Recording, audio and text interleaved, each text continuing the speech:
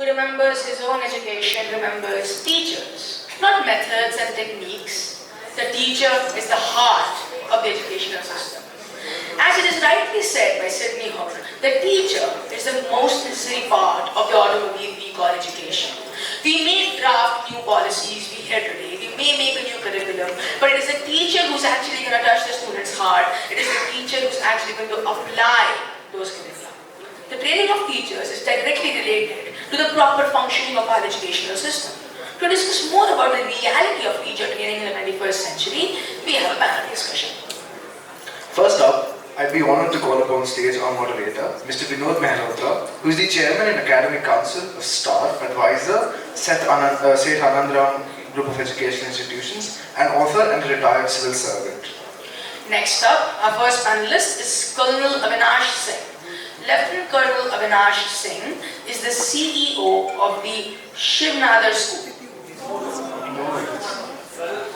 Colonel Avinash Singh is a veteran, Principal Rajkumar College, Raipur, is a soldier and academician.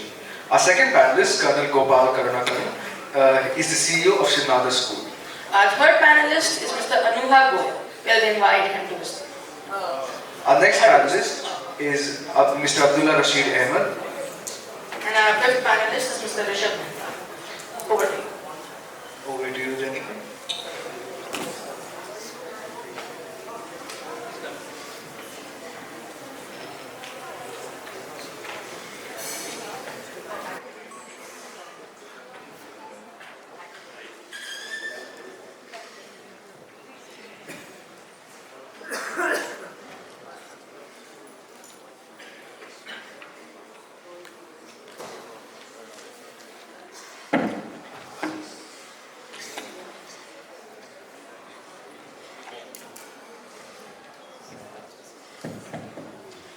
Good evening, ladies and gentlemen.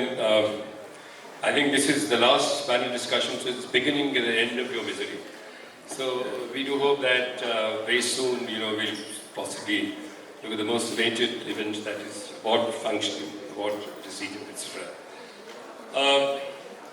Before I start, I just want to make one modification in the subject that we have, which is realities of teachers training in 21st century. Let me just add tweak one word. Realities and imperatives of teachers training in 21st century. Because, that reality can somehow connotes the status quo. We need to move on to the imperatives, what we need to do in terms of teachers training program. Should I possibly ask you briefly mention about you, and we can start the formal discussions. I'm part of the Shiv Nadar schools. We've been in school education for now over 10 years.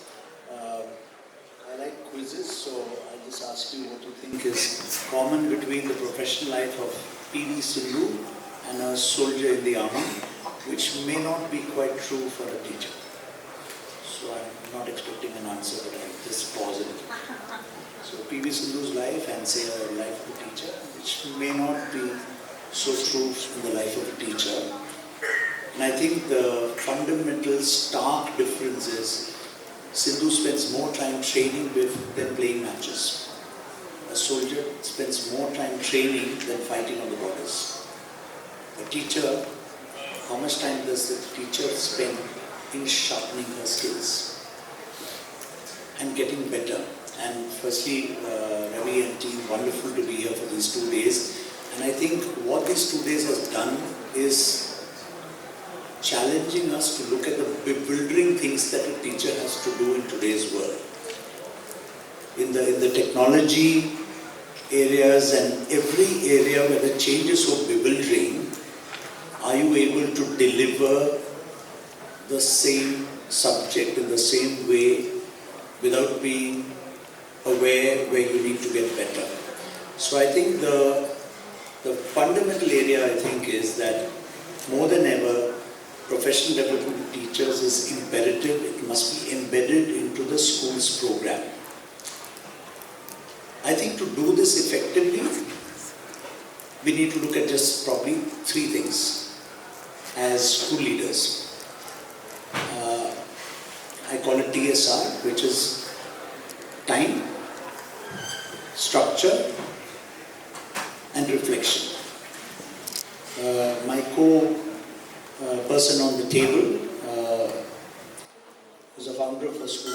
Anandram was telling me that the challenge is not what, the challenge is how. So I'm just trying to explain the how.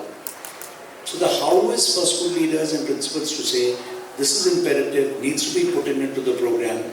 So at Shiv School, we have mandated 150 hours of training for every single teacher. We did it right in the beginning. We have a central team, we have teaching and learning leads, but more than that, we have 8 free days where there are no children coming to school, but it's training, it's professional development. So that's where the time comes in. You need the luxury of more people, so obviously that's an imperative. But without that, you can't go to the second part, which is structure and the plan. So how do you put a structure and plan around that? And that's the other part. So it needs to be deep in terms of what are we doing, what are the 3 areas that we will get better at, and it's fundamentally the same, which is improvement in the domain, improvement in the skill, and improvement also sometimes in the attitude. And we have to figure who's giving us those feedback in these areas. So you need teaching and learning leads. And I think the most important part of it is, where's the time for reflection? To say, how did I do? How do I get better? And make a plan for next year to get better. So that's, I think, fundamentally, I'm just trying to sum up. That's what I think we need to put into getting better as teachers. So I'll end with this little anecdote from my father, who was a professor at Delhi University. And I was this young captain walking with my father, and I've done Siachen, I've done line of control, anti-terrorist operations in Kashmir. And I said, your life must be very boring. So he said, why? He said, because, I said, because you're teaching the same subject every day. And he gave a classic line which I never forget. He said, that's not true. My subject changes all the time and my students change all the time. So I never forget that. And I think that's the thing to remember. For you, our subjects will change, our contexts are changing, and our children are changing. So to be at professional education all the time is absolutely imperative. I think you're absolutely right. I think one of the important things for a teacher is to, I always believe a teacher is first a student and then a teacher. In fact, it has to be a lifelong student in order to stay relevant and contemporary. May I call upon Honourable Minister to share his thoughts about both realities and the necessities for teacher training program. You could contextualize in your country and maybe what have you seen here? You could share that with us. Okay, thank you so much. Good evening to everyone. I think almost everyone would be very tired but very much enriched because of very productive panel discussions, presentations. First of all, let me give a very quick background about myself so then you would really understand what's the basis of what I say. I started my career as a teacher. Then after that I was a school supervisor, and then after that I was a school principal for 18 years. Even in 2010, for the first time in the Maldives, from Ministry of Education, I was the best principal. And then after resigning the principal post, I was working as a vice rector of a private college. Then now I am Minister of State for Education. So that's a quick background about myself. As we are talking about teacher training in 21st century, I think the first thing we should understand is what are the demands and requirements for the 21st century. What change has been taken in the labor market, what are the skills, what are the knowledge, and what kind of attitude employers need. And it's not only preparing students for employment and also is employers. So we need employees and employers. Then another thing is when we train the teachers, the teacher training and curriculum development and policy making, all these things should be aligned. In India also NEP 2020 is a competency-based curriculum. Now the question is the teacher training, are the really pre-service training address this competency-based training? Back in the Maldives, it's not happening. Our curriculum is also a competency-based curriculum where teachers are supposed to develop students' competencies rather than teaching single subject.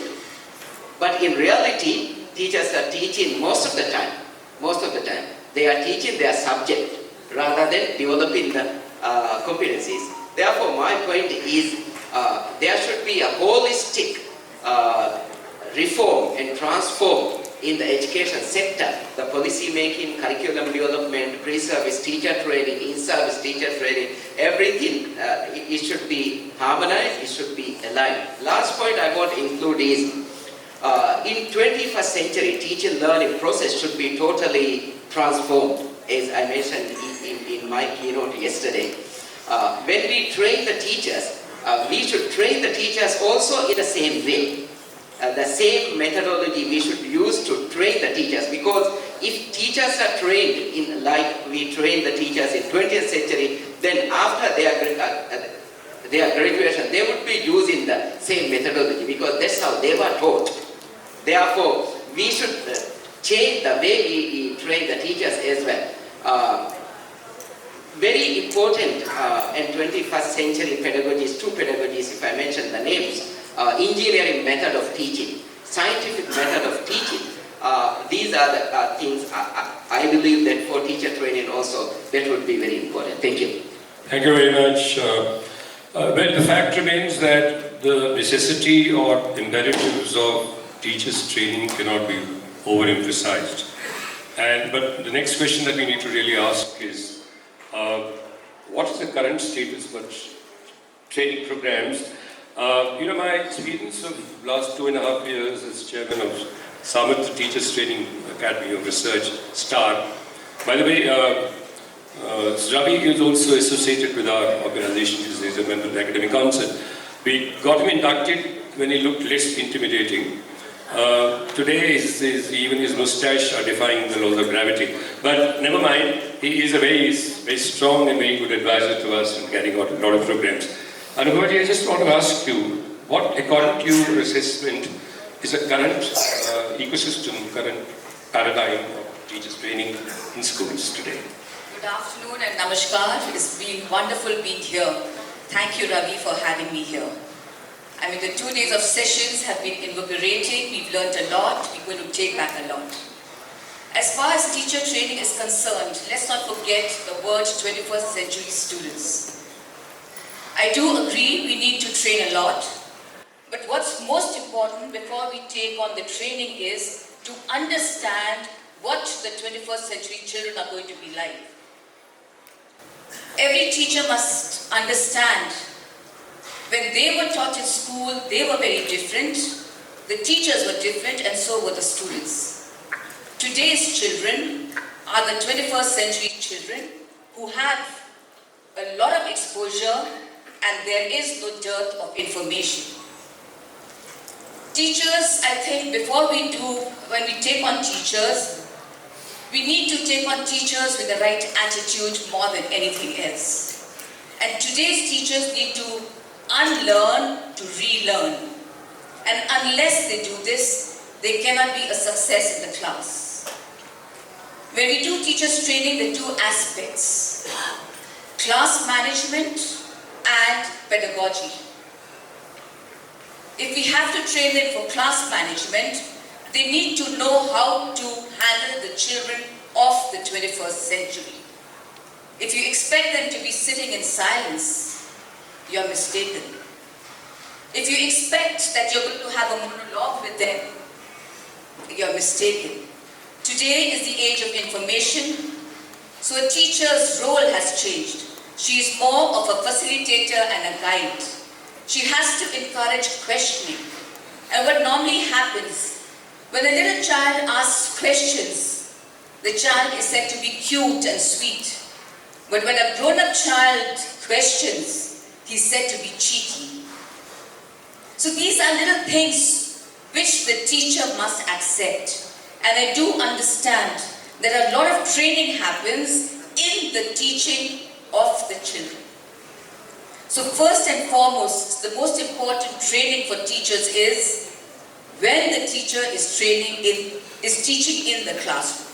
And I also believe that teaching is very intuitive. No matter how educated you are, or how talented you are, or your BEd, or how well trained you are, there are no set rules for teacher training. Every year the class is different. What you taught last year, you may not be able to teach so effectively next year because we're dealing with human minds. As far as pedagogy is concerned, earlier we believed in rote learning, which is an absolute no today. Children, we've noticed, because of so much of exposure to technology, their attention span is very, very little. So of course, the teachers need to be trained in the different ways that they can teach the child, and they need to be as creative and innovative. And before my time is up, one more thing I would want to say is, it's important that teachers be trained to teach for life rather than just for marks. And that is a training, which is true training for a teacher. Thank you so much. Thank you, Anubha. I think it's learn, unlearn, and learn. I think it's a great mantra. I read a statement by Oscar Wilde some time ago, which says that education is a wonderful thing, but it's important to know that whatever is worth knowing, it cannot be taught. It has to be learned. It's a very fun statement, which really takes us to this proposition that we all have recognized that teachers have to become facilitators. They need to talk less, allow children to be more and more proactive. In fact, one of the observations somebody made the other day, he says that some of us are inebriated in the exuberance of our own verbosity. We sort of seem to forget about, and I think that's something that and teachers are no exception. I would like to ask you about the facilitator's role of a teacher vis-a-vis the current status where, the teacher is the one who keeps on talking all the time, and how do we sort of move from that paradigm? So, since the last 2 days we've had very heavy a session, and we've heard very big acronyms, words. I am quite overwhelmed. काफी गुरु बैठे हुए मेरे खुद के service के there are gurus over here, Jani Kulkarni and all. So I am a little overwhelmed because yesterday Manish Jain was saying that गधे और खच्चरों की ट्रेनिंग की जा सकती है, टीचर्स को तो प्रेरित करना पड़ता है. And then Sir Pramod sir, आपने बोला कि principals are the biggest problems. So I don't know where we are. Frankly speaking, I don't know. But whatever little that I can think of, so मैं एक शेर से शुरू करूँगा जो कि प्रिंसिपल के ऊपर आधारित है कि तू इधर उधर की बात ना कर, तू तो ये बता कि काफिला कैसे लुटा, मुझे रह गिरों से गिला नहीं, तेरी रह बरी पर सवाल है. That means your leadership is being questioned today as to the technology is moving so fast, things are moving so this, that. What are you doing about it? So my answer to your question, sir, is quite simple. That the teachers should be empowered and the teachers should be adaptable. You see what happened during the pandemic. One fine day that it was lockdown and you were just left with a pup in your hands. You see, even teachers who had never worked on computers, teachers who were on the verge of retirement, they picked up things. We took about a month and a half, March, and we kind of adapted and we came through. So teachers are very adaptable as long as you empower them with all the tools that are required for their training and the atmosphere that is required. One or two things which I feel are not spoken about but can be done. One is to involve the students in some of the aspects of teachers' training. For instance, feedback as to how a subject has been taught and how they would like to, how would they like to be taught that subject. That is one. Second is technology, because the students today are far ahead in technology than we are. So we might as well form a group and we say, okay, on these aspects you come and give us a presentation, let them handle it. Then there are so many parents who are in so many interesting lines. They can be always requested to come and take a 1 hour session, 1.5 hour session on certain aspects which may help the teachers to get trained in the today's all these skills and vocations and things like that. So there has to be a very structured and well-made teachers training module and a program in a school. You can have outside agencies also pitched in, or you can have some fixed agencies, or you can call resource persons. A lot of interaction with parents regarding specific skills, and a lot of interaction amongst the teachers. A group of teachers training the rest, a group of teachers specializing in certain subjects. You can allot subjects, and then you could involve the students. Thank you, sir. Thank you very much. Empowerment of teachers, that's a critical statement that you made. I'm going to make one very highly provocative statement, and that is addressed not to the principal and teachers, but to the promoter of the private school. There's a strong case for promoting for private school, this, that, and other. But private schools are usually started by the promoter. And I dare say there's a huge gap between the understanding of promoter and principal and teachers. I think it's incumbent upon our promoters not to look at this entity only from the profit perspective. Teachers training, or better quality teachers training, will obviously not merely raise its brand value, but also brings tremendous amount of excellence to the overall setup. And I think that's something which, as I said, that's a call I'm making to the promoters, present and future, to empower the teachers so that they are probably the strongest ambassador, strongest people who can carry your vision of, if you really have the vision of talking in terms of making a strong contribution to the overall growth of society.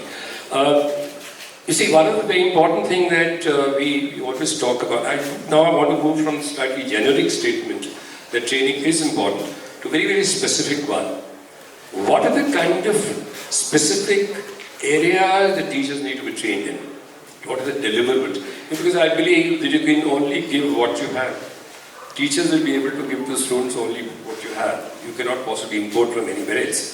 So what is it that we need to give to teachers as a part of training program? And that's extremely important. I just add one more, the point that a lot of people said here, the entire education system really and the learning process has to be full of joy. You know, there's a beautiful French word called joie de vivre, joy of life. I think at the end of the day, whatever we are doing, we are seeking happiness, joy. I think that your education does not teach you that sense of joy, how to live a joyful life. I don't think it has any meaning at all. So I just like to flag this particular point, but I just want to ask you to tell us what are the specific substantive areas, content change that we need to do to make sure that teachers' training become very topical, contemporary, and more important, relevant.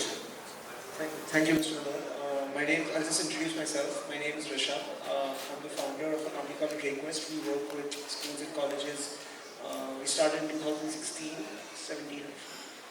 And we scaled to a fairly large team today, almost 500 people. And I learn every day about how to work with people, how to ensure they grow as well. So, and last point I want to try to make is a privilege to be on the dais with a lot of people who are far more experienced than I am and with far more wisdom. So, I just, on this specific concept of teacher training, right? But I've not worked inside an educational institution. I have worked with almost a lot of the large education institutions in the country. The perspective that I would like to bring to this discussion is, how do, in a corporate side, how are we looking at training of, our colleagues and, everyone on the corporate side, and how do we look at training for them to both enrich their experience in the work and also enhance the productivity and the efficiency for the organization that they're working. And I just feel that a lot of the principles that are, widely tested in the corporate and the commercial organizations in the country, similar principles, not exactly for sure, but similar principles will also apply to education institutions, right?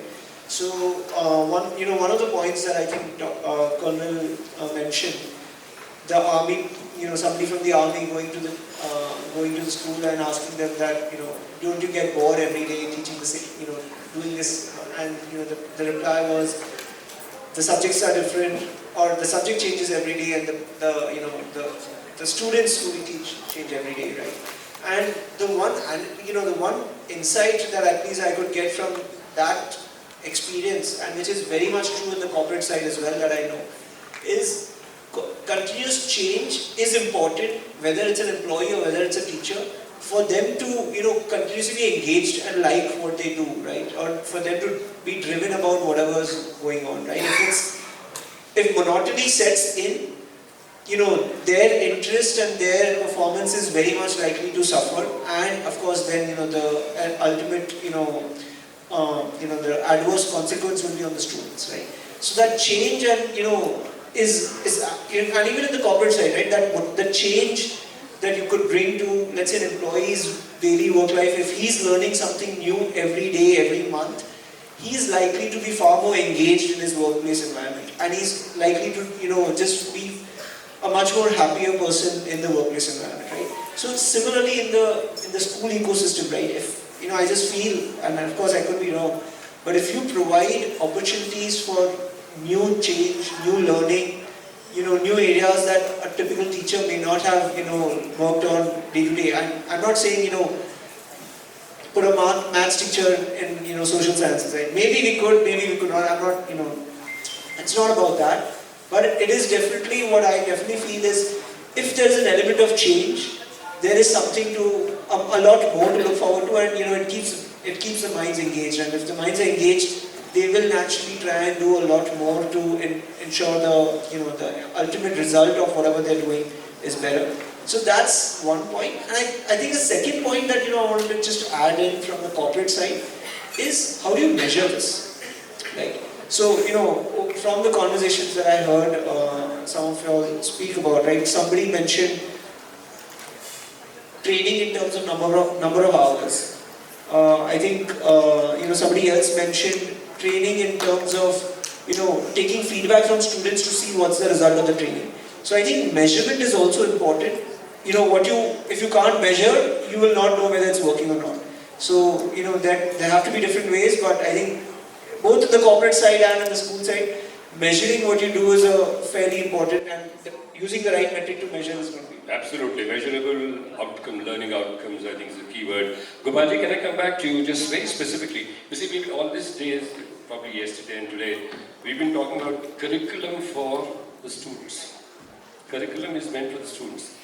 Can we think about curriculum for teachers, training? Do you have any thoughts about that? When you talk about training program, can we design a curriculum for teachers, especially in the context of what is going to be the realities, what is going to be the future in the 21st century? Your thoughts, 2 minutes.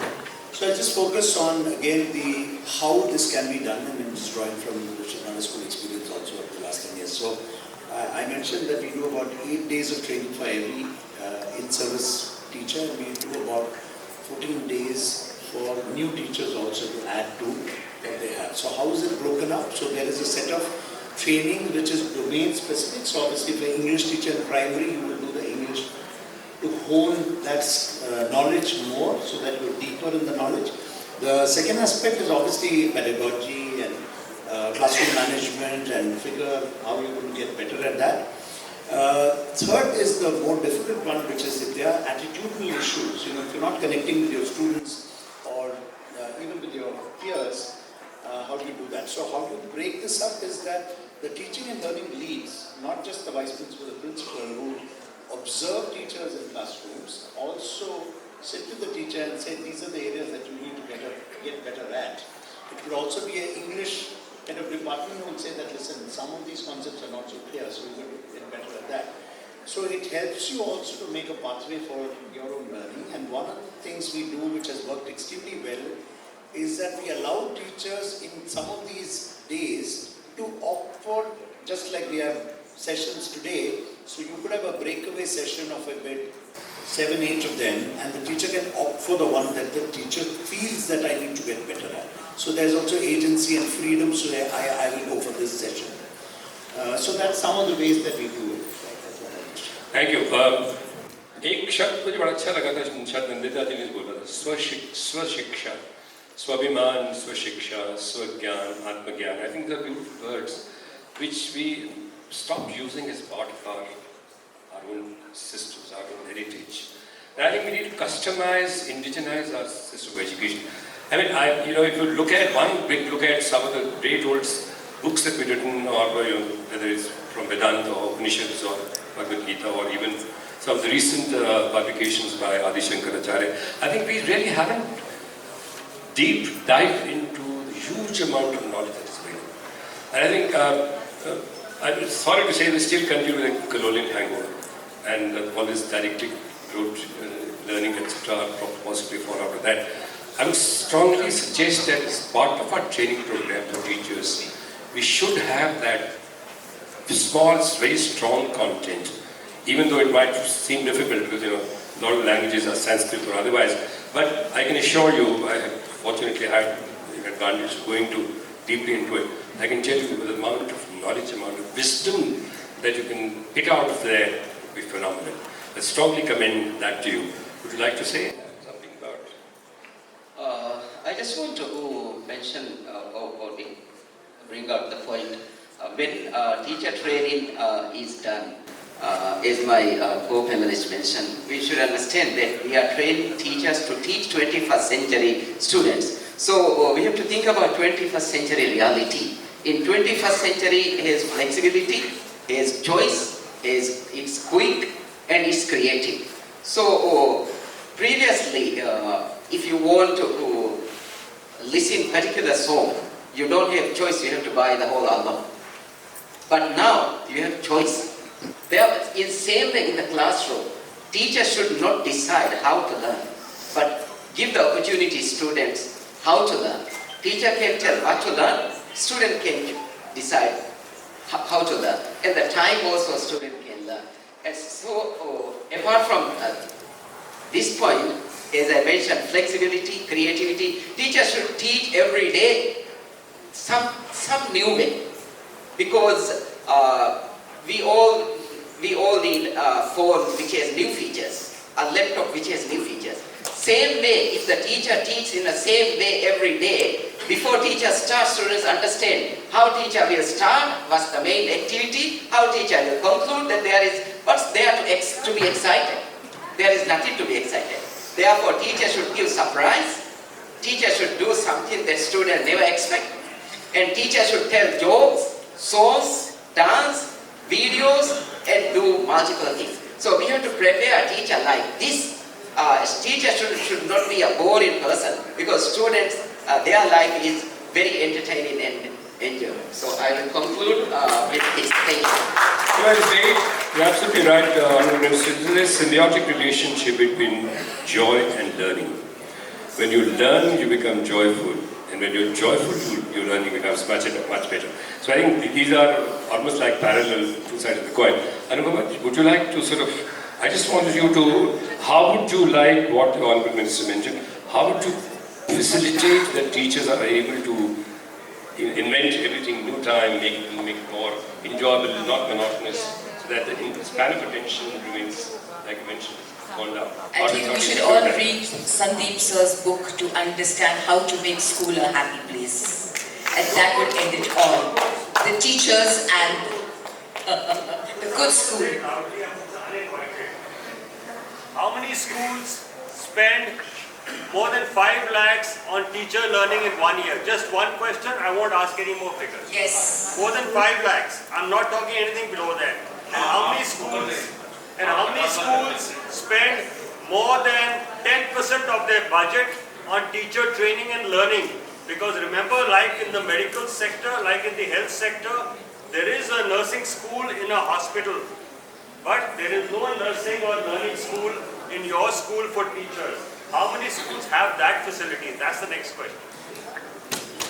Yeah. So that is what I said. Sandeep Sir is there to coach the teachers and to make the school a happy place. And when they are happy teachers, learning happens. Correct, Sandeep Sir? A follower of yours. Sandeep, I just want to add to I think probably Ravi knows about it. Ravi knows about it, and I think we... And ended it all because you were so proactive, the whole thing. So we end up with you. So I think we understood the importance of that. I think, like I said, Ravi would bear me out that we in Jaipuria group, one of the things that we did, we introduced happiness curriculum, health curriculum, social emotional learning curriculum, design thinking, all combined together, which is very co-scholastic. Adding on to those, and by the way, we are spending almost 15-20% of the total budget of training program. I just want to share that thought. Anything that... Can I just say one line? I think it's important on a serious note that just the way we look after our body, we eat, we drink, we sleep, we rest, a teacher must make sure that she is growing every day. And unless the willingness to learn is there, no teacher training is going to be impactful. And I think every teacher must understand that reading and upgrading herself every day is looking after herself, and that's how she's making her future stronger. You know, this is what is called Dunning-Kruger effect. I don't know if some of you may have heard about this. It talks in terms of the more you know, more you realize how little you know. Correct. And just to add to the statement by Plato, many years ago he said that statement, he says, I'm the wisest person living this world. Because it's one thing which I know, that I know nothing. And this is kind of, so what you're saying, willingness to understand, to be humble, to be able to imbibe, use, to be constant learning, and be a student, I think is the hallmark of the entire training The teacher paradigm. has to keep reinventing herself. Unless she gets better and better, she's going to be obsolete soon. I'm a little traditional in my thinking. So these days, everyone who comes with some gizmo, some kind of a futuristic technology, AI-driven model kind of a thing, and they come and say, "ये करेंगे तो ऐसा हो जाएगा, उसको ऐसे follow करें." The click of the button, you can do this, that. All that is fine, but we must remember that. Earlier there were tables, then there was Zelascus, then calculators, then scientific calculators, then first generation computing devices, and now you have these latest, all those things. But the place of soft skills and the place for things like morals, empathy, they still remain paramount. All right. So let's not get all these are enablers. That means a teacher, basic core values remain these things. Now see what the technology has done to your languages. You ask students to write 2 pages, they are unable to do it. You ask students to read a book, they are unable to do it. They are only busy browsing their devices, and they are unable to express themselves in proper hand. I called class 11th and I gave them 40 minutes. I said, keep all your things outside, take this paper and write that why should you be considered for a prefect's position. So I can tell you, not very many could just express themselves when it came to writing, because they were all looking around for the devices. They Google करके देखते हैं कि answer क्या आता है. So we have in the army, when I was there, ये Google वगैरह का नहीं आया था, तो it was called the previous course knowledge, PCK. So when you went to do a course, so सबसे पहले ढूंढ के Karunakaran will sort of understand. तो पुराने लोगों पढ़ते तुम कोर्स करके आओ, लाओ अपने नोट्स दे दो. So then it was all कुंजी की तरह आदमी का रखा रहता था. By doing staff college, I still remember in 2000 when I did it. So there was an exercise called Tri-Shakti in which all the 3 services were involved. Army, Navy, Air Force and Andamans were invaded, and we had to go and kind of recreate them. So उसकी बड़ी मतलब it was a very complicated kind of a load table and operational plan and everything. उसी समय नए computer आए थे, तो उसको पूरा कंप्यूटर पे हम लोग ने presentation बना के उसको present किया. Now that exercise is continuing, or maybe it has changed now, but it was continuing for quite some time. So अच्छा, वहाँ पर जो बुक स्टोर है, वहाँ पे ये जो प्रेजेंटेशन अगर हम लोग बनाते हैं, वो हम लोग से पोलाइटली ले लेता है कि साहब आप लोग जा रहे हैं, उससे उनको ले जाइए, so that he can walk it off to the next course which is coming. So one smart aleck took that presentation in 2004, and he just changed the date sheets and all that of the solution. And since all the dates were 2004, so he wrote instead of 2000, 2004 कर दिया. When he gave that solution, the Mirage 2000 became Mirage 2004, and that's how he got caught. So that is what the technology is.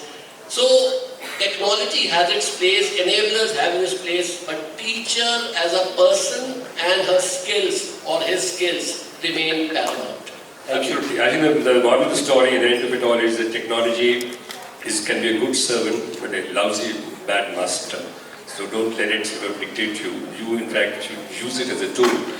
So maybe your time is up, and it's been for 3-4 minutes, but I think 2 minutes आपने हमारे भी ले लिए थे बीच में. So I think we have a good time. Thank you very much, all the panelists here, and for a wonderful kind of presentation. Thank you very much.